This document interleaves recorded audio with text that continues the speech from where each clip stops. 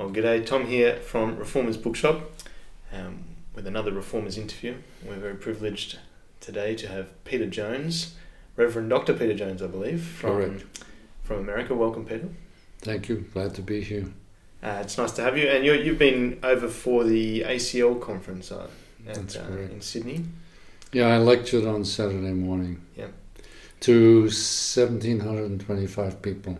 Yeah, it was an impressive group. Yeah, it was good. And many people were very helped by your talk. I noticed there were many people around your table afterwards looking for books they'd never heard of before, like The Other Worldview, The God of Sex, 1 or 2. Yeah. So it was fun to see that what I'd said was stimulating people to find more about it. Mm. And so you're a reverend and a doctor, so that means you're a pastor in the Presbyterian Church. That's correct. And what's your doctorate in? In New Testament, I did a PhD on the Apostle Paul at Princeton Theological Seminary. Okay, excellent. And Pete, when people introduce you, they often talk about the fact that you met John Lennon. Oh, yes. But I think far more interesting, we were talking this afternoon, that you once met the Pope. That's right. Can you tell us a bit about that? Cardinal Ratzinger. He was not the Pope at that not time. The Pope at the time. But I was sitting in my office a few years later, and then I heard the announcement about the Pope, Cardinal Ratzinger, the Pope, as a formal announcement. I thought, I know that guy. Anyway, we had friends in the local Catholic Church who were very committed to Scripture. And they were, I think, of the Dominican order. And they left the Dominicans because they were liberals. They set up an interview or a meeting between me and my colleagues at the Reformed Seminary in Aix-en-Provence when we went down to Rome to meet Cardinal Ratzinger in his own apartments in the Vatican. So we spent an hour and a half with him, and he sort of lectured us in perfect French on what was happening in liberalism in Germany. And then we sort of told him what we believed and how our faith was formed by a French-speaking theologian, young man by the name of John Calvin. And we gave him Calvin's Institutes, and I gave him a couple of my books, a couple of my articles, including Paul, the Last Apostle, which obviously had something to say about papal succession. But anyway, he gladly took them, and I know for a fact that he read Calvin's Institutes because he was talking to a theologian later who knew me, and he told this theologian that he'd read Calvin's Institutes and was very impressed with them. There you go. As I say, we have a crypto-Calvinist Pope who unfortunately had to resign. But wow, what a story.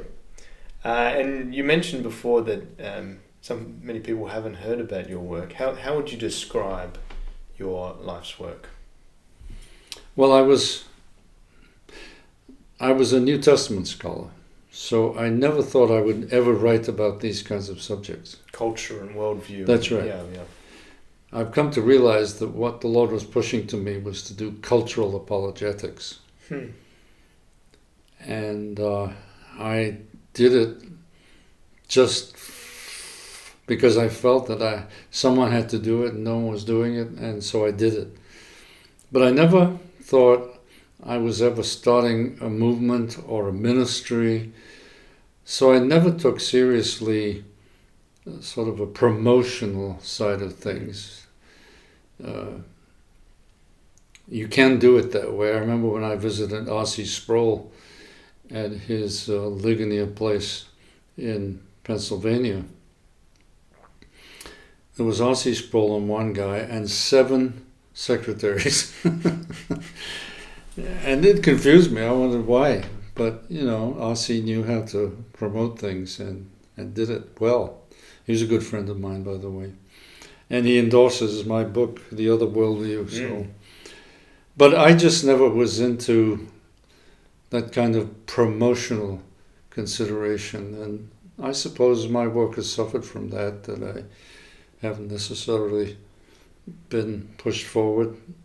I don't like to push myself forward. I trust the ideas will go forward, and they do. When I spoke on Saturday at the ACL, I was amazed. Scores and scores of people came up to me and said, that put the dots together in my life I've never seen before. So I'm just thrilled that the message gets through. And if this bookstore carrying my books, what's the name of the bookstore? Reformers Bookshop. Reformers books. It carries these books, that they'll get known a little more in Australia. Yeah, we'll do what we can. That's good. And one, I think this is a great introduction to your work. You wrote this particular book, The Other Worldview, for millennials, to show them the way that culture's shifted.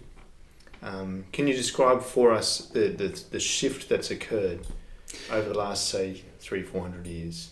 Well, I think I start at the end of the 19th century with the discovery of a global reality and scholars discovering ancient pagan texts and collecting them. Especially German scholars brought together all kinds of pagan texts and put them in encyclopedia. And one particular scholar, Mircea Eliade, who was a Romanian, wrote, I believe, a 12-volume encyclopedia on all these Gnostic, but pagan texts that he collected throughout history. And they went in all the libraries of the West. So that was the first blush meeting of ancient paganism in a more popular way. Now, oddly, he was a friend of Carl Jung. Right. And together they conspired to push this notion of the pagan myths into the Western world. And talk about promotion, Jung was much more of a promoter than Eliade was, though his encyclopedia went to every library. But Jung, because he was promoting health in the Jungian psychological system, he was able to make the pagan myths part of Western health-giving thinking and action. Now, he was also into the occult. He had a spirit guide by the name of Philemon who would appear to him. And so Jung, who was presented as a scholar and an academic, actually was basing much of what he wrote on occultic experiences. And I found that out because I bought his Red Book, which is a massive book that cost me $200, about this size. Wow.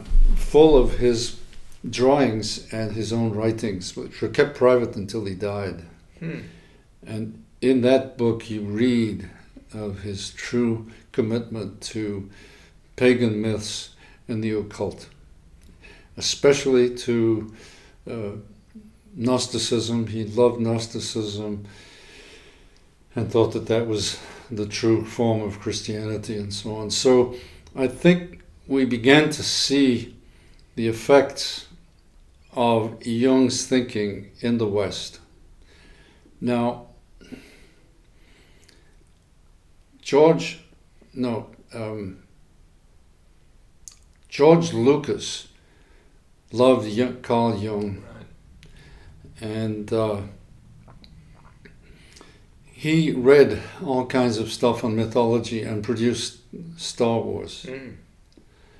And so the fundamental driving myth of Star Wars is the joining of the opposites. It's bringing together the opposites, which of course is the classical pagan theme. And I tried to work that out in this book to show how all that becomes so well known in the culture as a whole.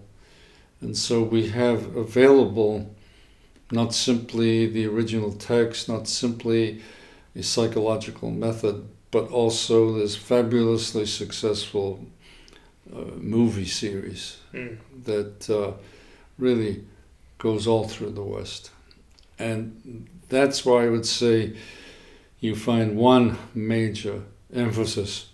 The other, of course, is the 60s revolution, which went east to find the same kind of spirituality and adopt free sex.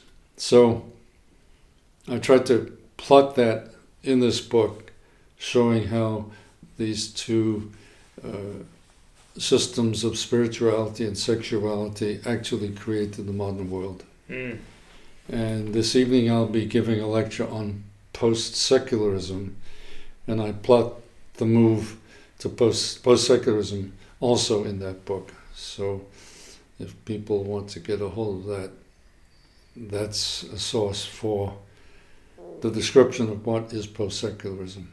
Yeah, okay. And so post-secular, so we think of ourselves in a secular environment at the moment, which is devoid of religion, right? That's right. No spirituality. And That's so you're right. saying that with some introductions through Jungian psychology, as well as the sexual revolution of the 60s, we're starting to see a growth in spirituality. That's right. But it's not a Christian spirituality. Right.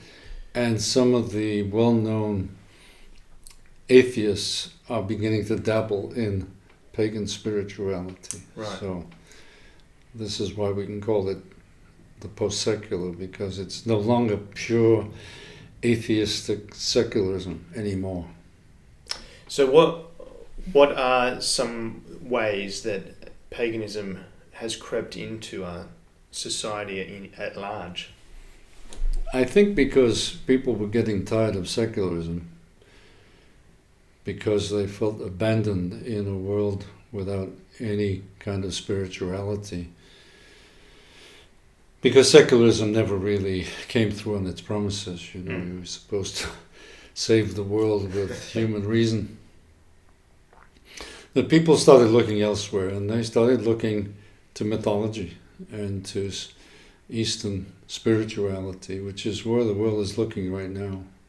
And Christians are affected by that because, they want to be closer to Jesus that you can be, and all their methods that can bring us closer to Jesus. And so they dabble in some of these things, claiming to Christianize them, like mindfulness meditation, yoga, and so on.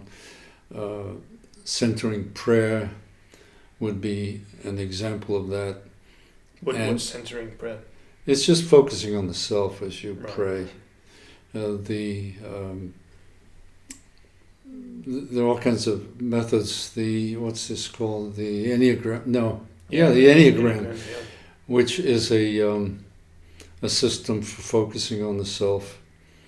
And these various methods. What's that system with a circle that evangelicals now use? And you walk in the circle and you get to the center of the circle, and then you are one with the divine. That's a classic pagan methodology as well. So Christians are using those kinds of methods and believing they can Christianize them.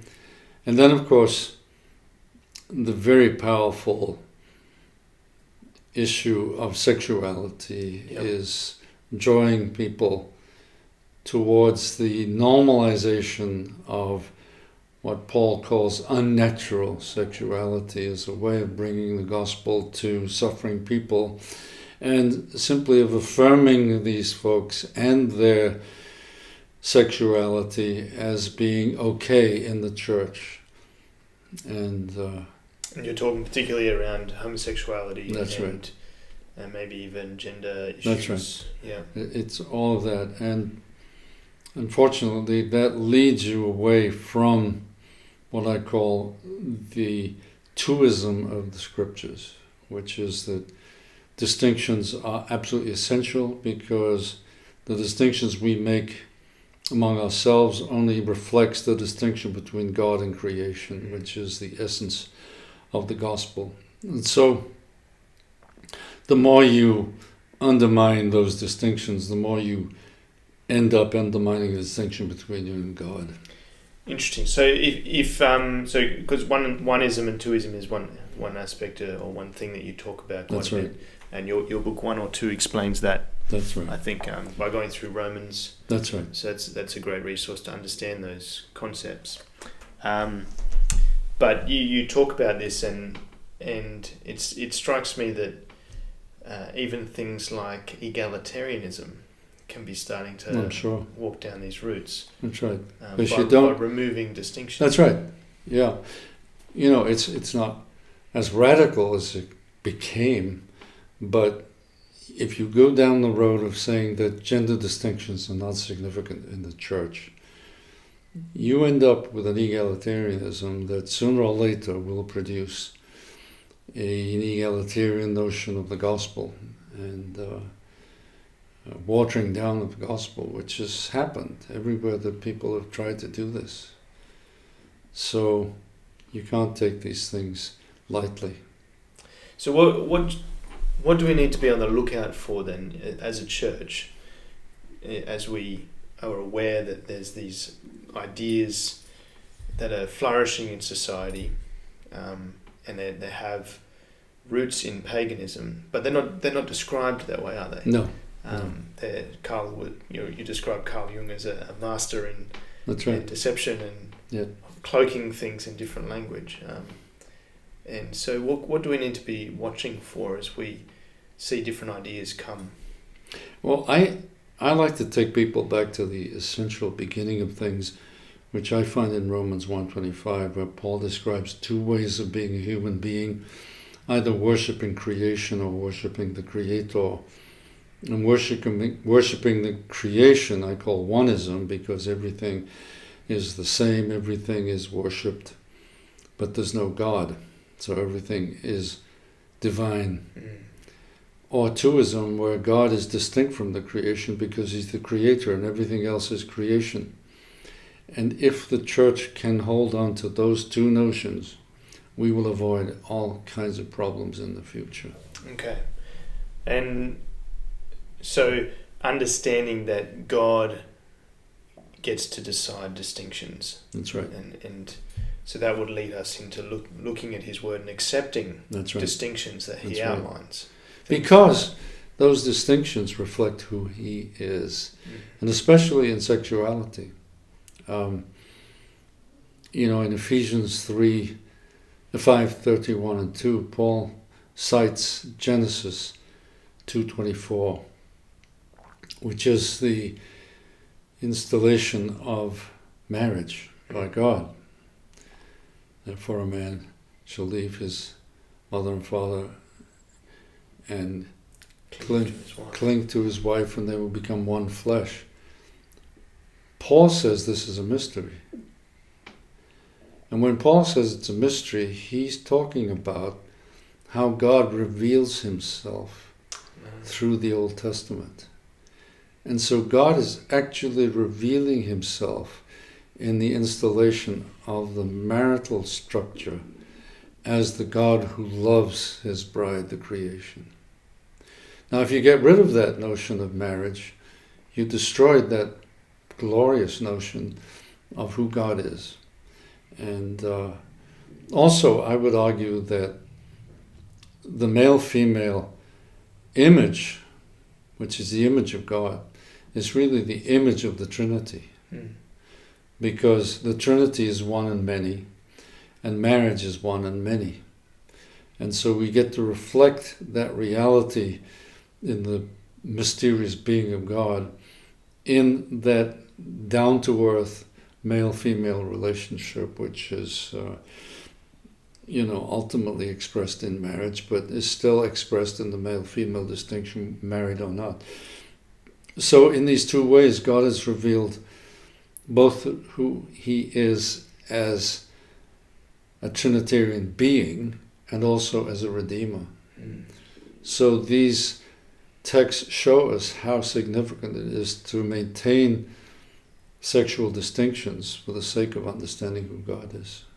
And you explore those ideas, I think, in this book around how sexuality and our concepts around sex are so intrinsically linked to our theology. That's right. How we understand. Yeah, I try to develop the importance of twoism for sexuality, that it is indeed the expression of, as I said, of the distinction between male and female, the distinction between the Father, Son, and Holy Spirit, and then, of course, the distinction between us and creation. So you have to look at this whole question of sexuality in what I call cosmological reasons, how the world is structured and how the structure of the world reflects who God is.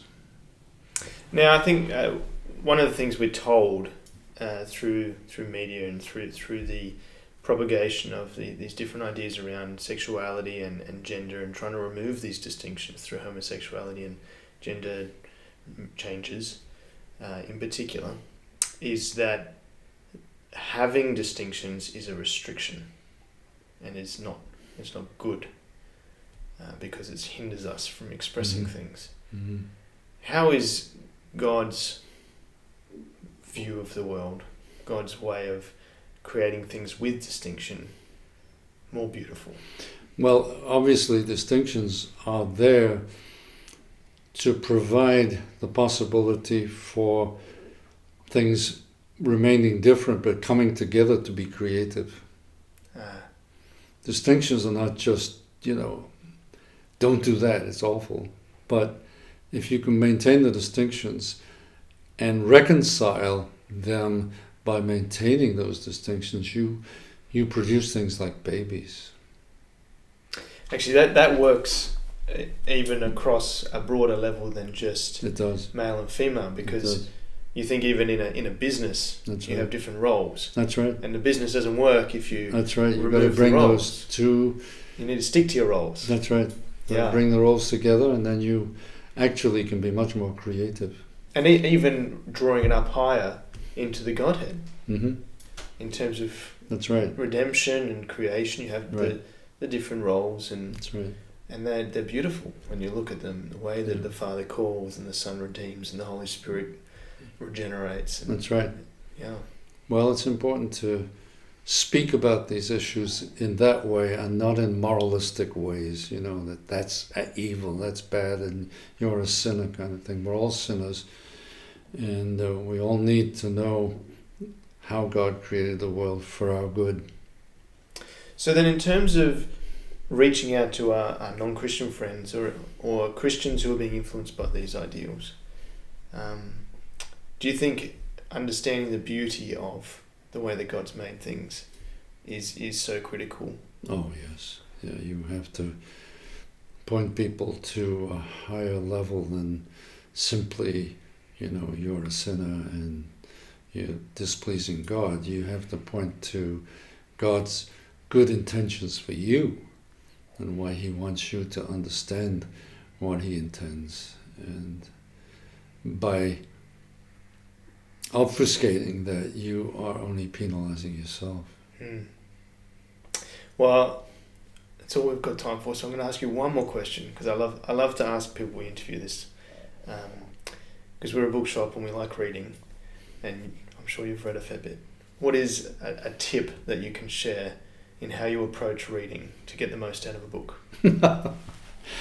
It's been a long time since I've asked that question of myself. I guess I do it naturally. But when I was a student, I raised that question to myself and asked myself what I needed to do. And I don't think I've ever changed from that. I like to first look at the table of contents and try to understand the logic that this book will take through the titles of the chapters. Then, of course, read the introduction, and then, with some sense of what the author intends to produce, that I keep that in mind as I read his attempt to show me that this is what he's doing. Okay, so you're trying to understand the conclusion. That's right. And then you're going to validate whether or not you think he's done a good job. Did he do a good job? Did he prove what he said he set out to do? And is what he does useful for me? Is ultimately what I look for. Yeah. Well, thank you for that. It's been a pleasure chatting with you. Thank you. Thanks for your time. Thanks for carrying my books.